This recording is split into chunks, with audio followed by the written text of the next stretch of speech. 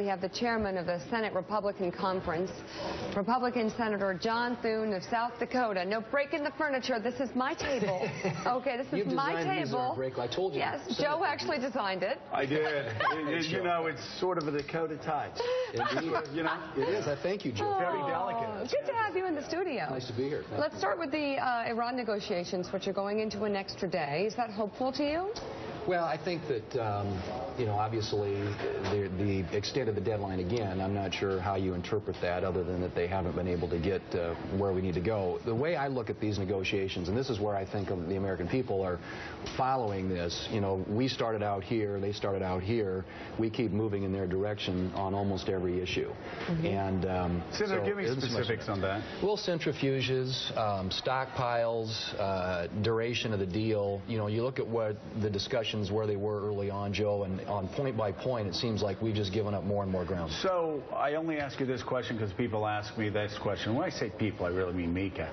How do you know what's in the deal? Have you been calling Benjamin Netanyahu? I've not had any conversations directly with the Prime Minister. By the way, that's what she says to me. How does Netanyahu know when nobody else does? Well, so Joe maybe has. Are you assuming things in the deal that we don't know are in the deal? Well, I think a lot of this is based on reporting. Yeah. And if you look at, you know, if you're assuming that the reporting is accurate, I think a lot of the particulars of the deal seem to be shifting increasingly in the direction of the Is there a deal that they could have with Iran that you would be comfortable with? Because quite frankly, it's just like sort of like those old deals with the Soviet Union. I couldn't think of a deal that I would be comfortable with. Well, yeah, I think that most of us want to see us prevent Iran from getting a nuclear weapon. That's the deal that we would be comfortable with. Have you been satisfied with the level of back and forth between the Senate and the administration with regard to the parameters of this deal? I think I would say, Mike, the concern that we've had is that the administration seems to be kind of just going around the Congress on this, and more recently talking about actually going to the UN, which I think is crazy, and cutting Congress out. And it's not that Congress, you know, that it's personal to us, but we represent the voices of the American people, and the American people are concerned. With all due respect, as 47 senators pointed out, you all will have your say. And on that, I have kind of an awkward question, so I'll say that just for transparency. But Benjamin Netanyahu and Speaker Boehner had a joint press conference, and Netanyahu, you know, basically ripped this deal to shreds. Do you think that's appropriate right now? Would you do that if you were Speaker? I think well, I don't know if the Speaker did that. You're talking about the But he was Prime standing Minister with him. I mean, there's a whole lot of politics going on right here. He's taking this trip at this time and standing with him during this press conference. Do you think that's really helpful? Well, I think it's a really important alliance, and I think that probably what the Speaker is trying to reinforce is that the Americans, at least as he represents the Americans as Speaker of the House, are very much supportive of Israel. Israel feels very threatened. Of course, they're surrounded by the Iranians on so many levels. And I think they're very, very concerned about them ending up with the ability to break out toward a nuclear capability in a short period of time. You know, Mike, usually when people say the American people want this, the American people want that, I'm skeptical. In this case, where the senator talks about what the American people want, they don't. You can look at the polls, and they're fascinating poll movements that are going back and forth on a deal with Iran, and whether they. I saw something this morning, and I want to ask you, Mike, and then we'll throw it to everybody else. I saw a poll this morning that said support for a two-state solution between Israel and the Palestinians is like something like a 20-year, 25-year low. Why is that?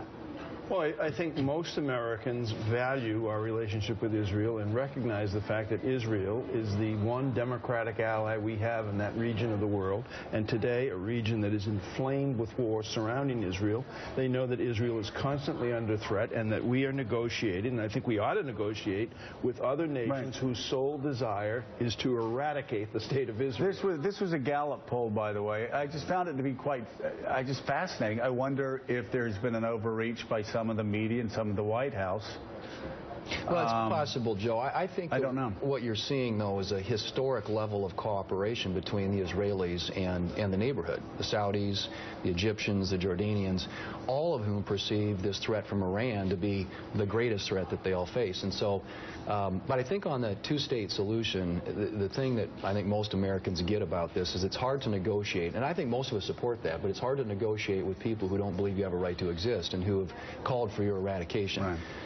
So I think the American people are pretty perceptive when it comes to what's going on in that region of the world. It just seems to me, and I understand, I definitely understand the effort to show our unity with Israel and to even do that symbolically, have trips, gestures, but because there's such a rift with the White House and the Republicans, it seems like this is almost counterproductive in terms of some of the actions of Boehner and his sort of group that has been coalescing with Benjamin Netanyahu at this time when there's such a rift with the White House. Does that make sense? Well, I get it, and as a viewer of your show, Meek, I know you're strongly held feelings on the subject. I understand. Yeah, did you sort through that? How did you decode that? No, but I really do think and I thought whether you agreed with the circumstances surrounding the Prime Minister's visit to Congress, the speech was compelling and persuasive because it reminded people about the very perilous and dangerous situation that the Israelis are in. And I think there's a kinship between the United States and Israel for so many reasons. And I think that the Speaker and others who have tried to demonstrate that, express that, is simply just pointing that out. So you're back in the majority. Right. How frustrating is that? Well, it's in the Senate. It's being hard. A majority doesn't really mean much, does it? Well, until you get to 60. And we have to have cooperation from Democrats to get anything done. And I hope we can find that because I think there are a number of good governance things. American people want results. Well, are they more likely to get results with Chuck Schumer leading the Democrats instead of Harry Reid? I've had, a good experience working with Chuck Schumer. I think he's a guy who likes to get things done. He likes to make deals. And whether or not that changes when he becomes a leader remains to be seen. But I think he's a guy that we can do business with. And so I have hopes. Senator John Thune, thank you very much. And tell Brittany I say hello. I will. She's fabulous, his daughter. And he didn't even break anything. Next time, cut him back this table. The set.